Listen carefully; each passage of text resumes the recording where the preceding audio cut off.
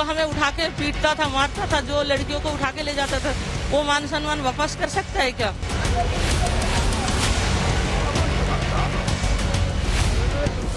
सुख चाहिए, शांति चाहिए।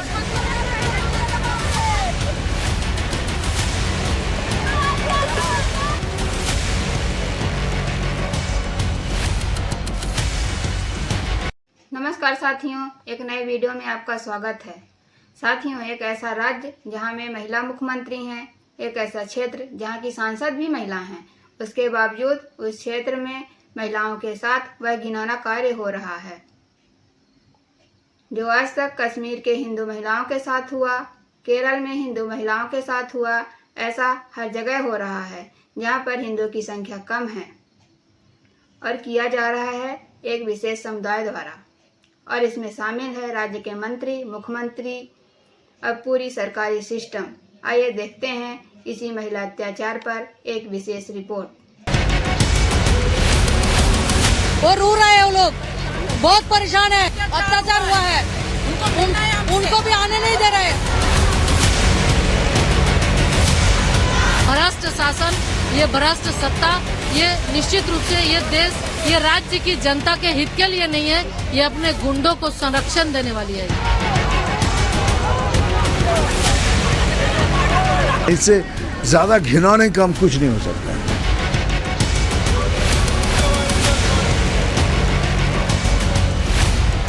बंगाल का हालात अभी इतना खराब है, आराम से आप राष्ट्रपति शासन के लिए सुपारिश कर सकता है।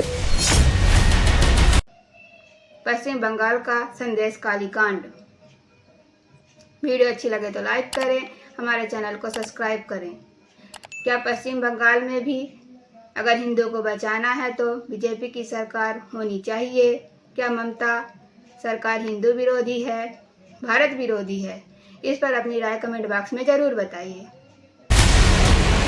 पश्चिम बंगाल में सबसे ज्यादा खराब तस्वीरें सामने आने पर सवाल इसलिए भी गंभीर हो जा रहे हैं क्योंकि दो ऐसे चेहरे हैं जो वहां से आते हैं। और ये देखिए, ममता बनर्जी मुख्यमंत्री हैं, पश्चिम बंगाल की महिला मुख्यमंत्री ममता बनर्जी हैं, और वहीं बशीरहाट सीट जिसके अंदर संदेश खाली इलाका आता है, उसकी सांसद कौन है? आप देख रहे हैं, नुसरत जहां महिला मुख्यमंत्री है, महिला सांसद है, इसके बावजूद महिलाओं का दर्द सुनने वाला, उनकी आपबीती सुनने वाला, उनके लिए न्याय का हिसाब करने वाला कोई नहीं दिखाई दे रहा। और यही वजह सवाल हम पूछ रहे हैं। तमाम जो सवाल इससे जुड़े कहीं ना कहीं निकलकर सामने आते हैं क्योंकि महिला दो प्रतिनिधि, एक मुख्यमंत्री, एक सांसद, उसके बावजूद कोई सुनवाई अब तक नहीं हो पाई, कोई कड़ी कार्रवाई अभी तक नहीं देखी गई है। चलिए, जो मौजूद सवाल हैं वो हम अब पूछ लेते हैं ममता सरकार से ही। उम्मीद है कि वो समझें नुसरत जहां क्यों साध रही है चुप्पी। सांसद है वहां की, उन्हें वहां जाना चाहिए था, महिलाओं से मिलना चाहिए था, उनका दर्द साझा करना चाहिए था। पीड़ित महिलाओं के बीच आखिर सांसद क्यों नहीं पहुंची? ऐसी कहां व्यस्त है, उन्हीं का संसदीय क्षेत्र है। संदेश खाली की महिलाओं से उनको क्या हमदर्दी नहीं है? क्या उनका दर्द नहीं दिखाई दे रहा है? महिलाओं से जो हैवानियत हुई है उस पर सियासत तो खूब हो रही है, बचाने की कोशिश तो खूब हो रही है, लेकिन उनका दर्द साझा करने कौन पहुंच रहा है? दो महिला प्रतिनिधि हैं, एक मुख्यमंत्री, एक सांसद, इसके बावजूद यहाँ कोई सुनवाई, कोई एक तरह से हमदर्दी भी नहीं दिखाई दे रही है। मुख्य जो आरोपी है उसकी गिरफ्तारी कब होगी, ये सवाल बना हुआ है। बताया जा रहा है फरार है, उसको लेकर किसी को कोई जानकारी नहीं है। आखिर शेख शाहजहां को कौन बचा रहा है? टीएमसी नेता है, समर्थक रहा है टीएमसी का, और उसी पार्टी से आता, तो क्या सत्ताधारी दल का होने का उसे फायदा मिल रहा है? ये सवाल बना हुआ है। तो कैसे इस मामले ने सियासी करवट लिया, अब आपको ये बता देते, क्योंकि बीजेपी टीएमसी पर आरोप लगा रही है और टीएमसी ने इसमें आरएसएस पर आरोप लगाना शुरू कर दिया है, सवाल पूछने शुरू कर दिए हैं। आपको बता देते हैं कि कैसे सियासत इस पर हो रही है। महिलाओं के दर्द पर भी अब कहीं ना कहीं टीएमसी खुद को बचाने की कोशिश करी। बीजेपी ने पहले क्या आरोप लगाए हैं हम आपको बताएं। संदेश खाली यौन उत्पीड़न मामले में जिस तरह का बवाल चल रहा है उसको लेकर देखिए, भारतीय जनता पार्टी की 6 सदस्यीय टीम, एक प्रतिनिधिमंडल पहुंचा था मुलाकात करने संदेश खाली में पीड़ित महिलाओं से, लेकिन उस टीम को रोक दिया गया, पुलिस ने रोक दिया। बंगाल में गुंडा राज राज वाली सरकार है, ये बीजेपी की तरफ से कहा गया, आरोप लगाए गए। पीड़ित महिलाओं से दरअसल इसके बाद वीडियो कॉल पर बातचीत की गई, वीडियो कॉल पर संपर्क साधा गया है और अब ये कहना है बीजेपी का, जो महिलाएं बात कर रही थी उन पर लाठी चार्ज कर दिया गया। और अब आपको बता देते हैं कि टीएमसी क्या आरोप लगा रही है आरएसएस पर। टीएमसी का ये कहना है, ममता बनर्जी का ये कहना है कि संदेश खाली मामले पर जब उन्होंने विधानसभा में अपना संबोधन दिया तो उन्होंने कहा कि संदेश खाली आरएसएस का गढ़ है। एक नया टर्न देने की उसे कोशिश की गई, जबकि सब जानते हैं कि शाहजहां शेख जो है वो टीएमसी से जुड़ा हुआ है। इसके बावजूद ममता बनर्जी की तरफ से ये कहा गया तनाव पैदा करने की साजिश चल रही है, उन्होंने इसे नया रंग देने की कोशिश की। 7 से 8 साल पहले भी वहां दंगे हुए थे, ये बात कही गई है। संदेश खाली संवेदनशील इलाकों में से एक है। ममता बनर्जी ये कह रही हैं गलत काम में शामिल एक भी इंसान को नहीं छोड़ेंगे, ये भी कहा है ममता बनर्जी ने। लेकिन बचाव भी अपने नेता का, उस क्षेत्र के नेता का बचाव करती नजर आई है। लेकिन संदेश खाली मामले पर सियासत खूब हो रही है। ममता बनर्जी जहां बचाव में बोल रही हैं, वहीं सवाल अब हर तरफ से पूछे जा रहे हैं। ममता बनर्जी ने क्या कहा है, इसके अलावा मिथुन चक्रवर्ती जो सांसद रहे भारतीय जनता पार्टी की तरफ से, उन्होंने किस तरह से सवाल दागे हैं, पहले आपको सुनवा देते हैं। সন্দেশখালী আজকে নতুন নয়, ওখানে আরএসএস এর একটা ভাষা আছে। 7-8 বছর আগেও দাঙ্গা হয়েছিল ওখানে, এবং আপনারা দেখেছেন যারা মুখে মাস্ক পরে পরে ছবি তুলছে। আগে টার্গেট শেখ শাহজাহান, ওকে টার্গেট করে ইডি ঢুকলো। कुछ भी करो आप आरएसएस को बीच में लेके आते हो, क्यों लेके आते हो? आपको मैं चैलेंज करता हूं, ऐसा कोई संस्था, कोई दिखाइए आरएसएस जैसा जिसने देश के लिए इतनी कुर्बानी की है, देश के लिए इतना काम करते, पॉजिटिव थिंकर्स दे आ रहे हैं, उनकी सैक्रिफाइस का आपका कोई अंदाजा नहीं है।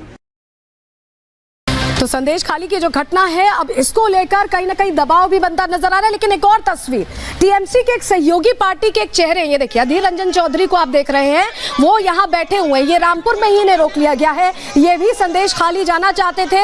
बीजेपी के प्रतिनिधिमंडल को पहले रोका गया और इनको भी रोक लिया गया, इन्हें भी आगे जाने नहीं दिया गया, जबकि ये भी सवाल पूछने के लिए जाना चाहते थे कि आखिर वहां क्या हुआ था। अब आपको बताते हैं जो सवाल उठ रहे हैं, कैसे अब ममता बनर्जी हर तरफ से घिरती नजर आ रही। सबसे पहले इस तस्वीर को देखिए, यहां आप देख रहे हैं जेपी नड्डा को बीजेपी सीधे सीधे ममता बनर्जी से सवाल पूछ रही है कि आखिर गुंडा राज जैसी स्थिति हमेशा ही पश्चिम बंगाल में क्यों बनी रहती है। नंदीग्राम याद होगा आपको, चुनावों में हंगामा होता है, बीजेपी कार्यकर्ताओं को उनके ऊपर हमला कर दिया जाता है, टीएमसी कार्यकर्ता हमला करते हैं। हर बार पश्चिम बंगाल में ये क्यों होता है, ये सवाल तो बीजेपी पूछ रही। बीजेपी तो हमेशा ही विपक्ष में रही है, लेकिन जो सहयोगी दल है कांग्रेस भी ये कह रही है। अधीर रंजन चौधरी की तस्वीर अभी हमने आपको दिखाई थी, पूछ रही है कि आखिर संदेश खाली में क्या हुआ। तो ऐसे में ममता बनर्जी के सहयोगी भी सवाल करने से गुरेज नहीं कर रहे, क्योंकि मामला बहुत गंभीर है। लेकिन आप यहां देखिए, लेफ्ट भी पूछ रहा है, लेफ्ट भी, ये जो पूरा इंडी का पूरा गुट है ये आमने सामने आ गया है। कांग्रेस तो सवाल पूछ ही रही है, लेफ्ट भी पूछ रहा है कि आखिर इस तरह की दरिंदगी हो जाती है और ममता बनर्जी चुप कैसे रहती है। और ममता बनर्जी यहां पर बचाव करने की कोशिश कर रही है, इंडी बिखरता भी नजर आ रहा है और ममता बनर्जी पर एक अलग तरह का प्रेशर इस वक्त संदेश खाली को लेकर होता दिखाई दे रहा है। लेकिन अब आपको हिंसा के भाई के बारे में बता देते हैं। जी हाँ, शाहजहां शेख जिनका हम जिक्र कर रहे थे, उनसे जुड़ी जानकारी अब हम आपको देने वाले हैं कि आखिर वो हैं कौन। वो भाई के नाम से जो व्यक्ति बहुत फेमस है और कहा जा रहा है कि उस इलाके में पूरा उसका दबदबा है, वो कौन है, चलिए अब आपको जल्दी से बता देते हैं जिस पर आरोप लगे हैं। सबसे पहले समझिए, उत्तर 24 परगना में ये व्यक्ति, ये जिसकी आप तस्वीर देख रहे हैं, शाहजहां शेख, ये भाई के नाम से मशहूर है। ईडी की टीम पर हमला इसकी तरफ से करवाया गया था। जब राशन घोटाले में जांच के लिए ईडी की टीम पहुंची थी, तब भी बंगाल खूब सुर्खियों में आया था और तब हमला इसकी तरफ से करवाया गया था।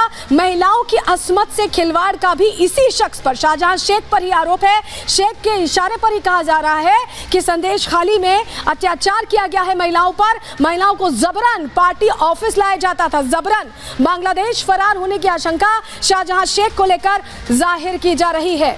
लेकिन एक और जानकारी आपको दे दें, आखिर इसका क्या ऐसा दबदबा है, क्यों इस इलाके में इसकी तूती बोलती है। आपको बताएं, उत्तर 24 परगना में भाई के नाम से मशहूर है। ईंट भट्टा यूनियन से इसने राजनीति की शुरुआत की थी शाहजहां शेख ने, और 2011 में सीपीएम से इसने टीएमसी में एंट्री ली, टीएमसी ज्वाइन कर ली और 2018 में ग्राम पंचायत उप प्रमुख बन गया। और तभी से ममता के खास मंत्री रहे हैं ज्योति मलिक, उनका करीबी बताया जाता है ज्योति मलिक का, और जमीन हड़पने के खेल में इसके हाथ होने का आरोप है। और इसके अलावा ये जो पूरा प्रकरण सामने आया है, इसमें भी शाहजहां शेख का ही नाम बताया जा रहा है, जो कि फरार है।